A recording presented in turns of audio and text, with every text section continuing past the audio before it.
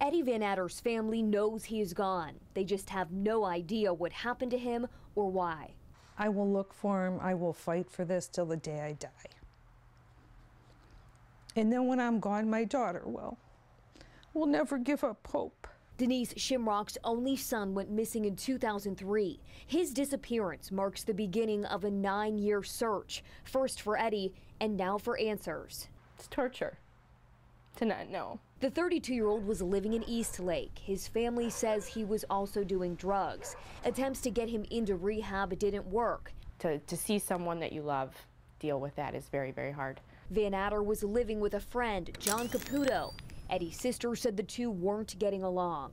They got into an argument and John called off of work. Caputo claimed Van Adder left with a person named Mark. I even asked who Mark was and John didn't know. But as it comes out, nobody knows Mark, nobody. His family didn't hear from Eddie for weeks. They say Caputo kept in close contact. He wanted to know about the investigation. He didn't seem concerned about Eddie. When weeks turned into months, they knew something was terribly wrong. Eddie's mother reported him missing in January of 2004.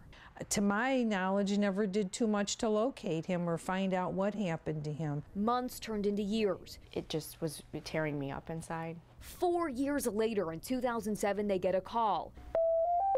Not from Eddie, but from a man determined to find him. Eastlake detective Tom Doyle was on the case.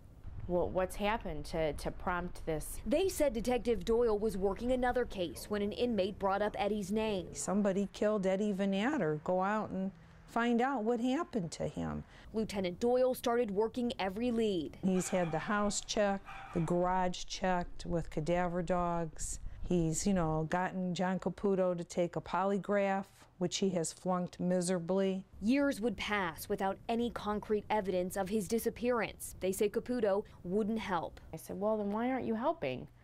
And I said, you will be forever linked to my brother's case. Things went quiet until Van Adder's family started seeing Caputo's photo in May of 2012. I see his picture in the newspaper, that he's robbing banks. John was self-destructing. To rob 5 banks is self-destructing. Van Adder's mother then gets a call at home. Hello, this is Denise. Please leave your name and number and I'll return your call. Thank you. My machine got the phone call and he said that he didn't harm my son, he's never harmed anybody, and that he was checking out, meaning he was going to kill himself. Instead, he turns himself in to Eastlake Police. Drop to your knees. Put your hands behind your back.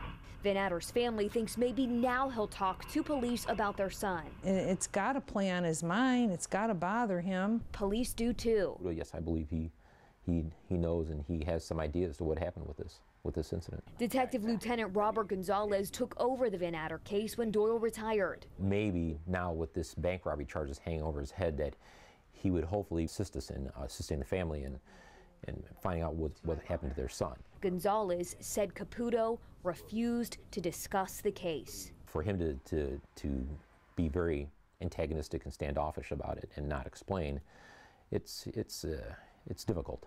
I wanted to get Caputo's side of the story, so I called the jail. I'd like to make a request for a jailhouse interview. But when a jail official told Caputo about my request, he said he would never talk to me or anyone else about Van Adder. I believe John knows what happened. Gonzalez said the case is open and will remain open until they find Eddie. You just don't let incidents like this slide and just fade away. His family has filed for his death certificate. I never thought I would have to bury my son, but I don't even have my son to bury.